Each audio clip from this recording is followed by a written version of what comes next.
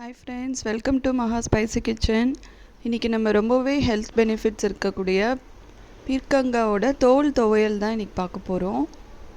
இதில் நிறைய health benefit இருக்குது. அனிமியா இருக்கிறவங்க, ஹார்ட் இஷ்யூ இருக்கிறவங்க எல்லாருக்குமே இது நல்ல ஒரு பெனிஃபிட் இருக்குது.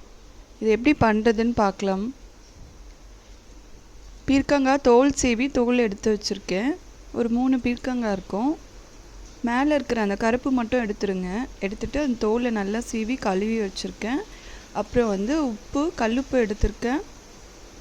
ஒரு 5 வரமிளகாய் எடுத்திருக்கேன். உளுந்து பார்த்திங்கன்னா ஒரு 3 டேபிள் ஸ்பூன் இருக்கும். அப்புறம் கடலைப்பருப்பு ஒரு 2 டேபிள் ஸ்பூனு, கல்லுப்பு ஒரு டேபிள் ஸ்பூனு.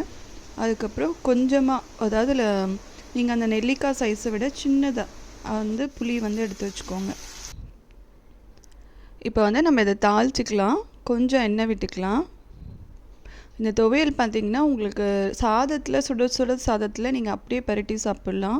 ஸோ இதில் நிறைய ஹெல்த் பெனிஃபிட் இருக்குது ஃப்ரெண்ட்ஸ். நீங்கள் மந்த்லி ஒரு 2 வாட்டி எடுத்திங்கன்னா கூட ரொம்ப நல்லா கேட்கும். அனிமியா மட்டும் கிடையாது, உங்களுக்கு சுகர் லெவல் அதிகமாக இருக்கிறவங்க கூட இந்த பீர்க்கங்காய் துவையல் எடுத்துக்கோங்க. இந்த நம்ம தோல்லையும் பெனிஃபிட்ஸ் இருக்குது. நம்ம தூக்கி போட்டுடுறோம். தோல்லையும் பெனிஃபிட்ஸ் இருக்குது நமக்கு. இதில் நம்ம ஜீரகம் போடணும். தாளிப்பில் நான் எண்ணெய் விட்டுட்டேன். இப்போ ஜீரகம் ஆட் பண்ணுறேன். 1 டேபிள் ஸ்பூன் ஜீரகம் வேணும் அதுக்கு. அப்புறம் நம்ம 3 டேபிள் ஸ்பூன் உளுந்து எடுத்து வச்சுருந்தோம் இல்லைங்களா, அதையும் நான் சேர்த்துருக்கேன். கடலைப்பருப்பையும் சேர்த்தாச்சு.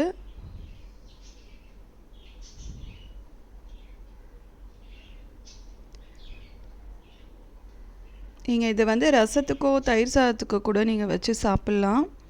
நீங்கள் 1 டே செஞ்சு அன்றைக்கே இது பண்ணணும்னு இல்லை, நீங்கள் நெக்ஸ்ட் டே கூட சாப்பிட்டுக்கலாம், ஒன்றும் ஆகாது. இதில் கருவேப்பிலை, கொத்தமல்லி சேர்த்துக்கோங்க. தேங்காய் நான் சொல்ல மறந்துட்டேன், தேங்காயும் கொஞ்சம் சேர்த்துக்கோங்க. 1 டேபிள் ஸ்பூன் தேங்காய் இருந்தால் கூட ஓகே தான். தேங்காய் ரொம்ப சேர்க்க வேணாம். நான் இப்போ ஒரு 4 எடுத்திருக்கேன். வரமிளகாய் 4 போட்டிருக்கேன். நீங்கள் காரம் ரொம்ப சாப்பிட மாட்டிங்கன்னா ஒரு 3 போட்டுக்கோங்க. இப்போ ஒரு பிஞ்சு கறி லீவ்ஸும் போட்டுட்டேன் அதில்.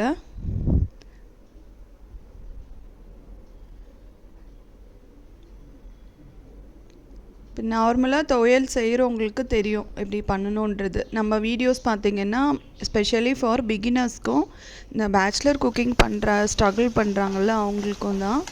ஸோ அதனால தான் நான் கொஞ்சம் ஈஸி ஸ்டெப் பை ஸ்டெப்பாக சொல்லிகிட்ருக்கேன். நம்ம சேனல்லேருந்து சப்ஸ்கிரைப் பண்ணிவிட்டு பாருங்கள் ஃப்ரெண்ட்ஸ். உங்கள் வீடியோ பாருங்கள், பார்த்துட்டு உங்களுக்கு ஒரு 2 வீடியோ பிடிச்சிருக்குன்னு சப்ஸ்கிரைப் பண்ணுங்கள். நிறைய பேர் சப்ஸ்கிரைப் பண்ணாமல் பார்க்குறீங்க. ஸோ சப்போர்ட் பண்ணுங்கள், சப்ஸ்கிரைப் பண்ணுங்கள். அப்போ தான் நான் நிறைய வீடியோஸ் உங்களுக்கு அப்லோட் பண்ண முடியும்.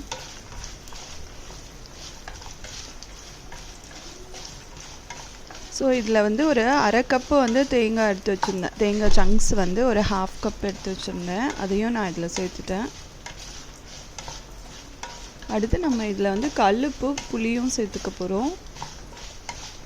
இந்த துவையல் செம்ம டேஸ்ட்டாக இருக்கும். மேபி ஆல்ரெடி செஞ்சுருக்கிறவங்களுக்கு தெரியும். இப்போ தான் நீங்கள் குக்கிங் பழகுறீங்கன்னா அவங்களுக்கு தெரியாது. பூண்டு பல் ஒரு 3 போட்டிருக்கேன்.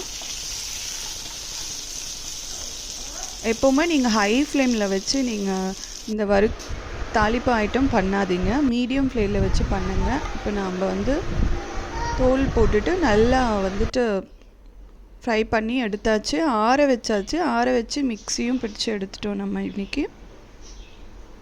ஸோ நமக்கு இப்போ பீர்க்கங்காய் தோல் துவையல் ரெடி ஆகிடுச்சு. இது நம்ம சூடான சாதத்துலேயோ, ரச சாதம், தயிர் சாதம் எல்லாத்துக்குமே யூஸ் பண்ணிக்கலாம். நிறைய ஹெல்த் பெனிஃபிட் இருக்குது. வீடியோ பிடிச்சிருந்தா லைக் பண்ணி, கமெண்ட் பண்ணி, சப்ஸ்கிரைப் பண்ணுங்கள் ஃப்ரெண்ட்ஸ். சேனலுக்கு சப்போர்ட் பண்ணுங்கள்.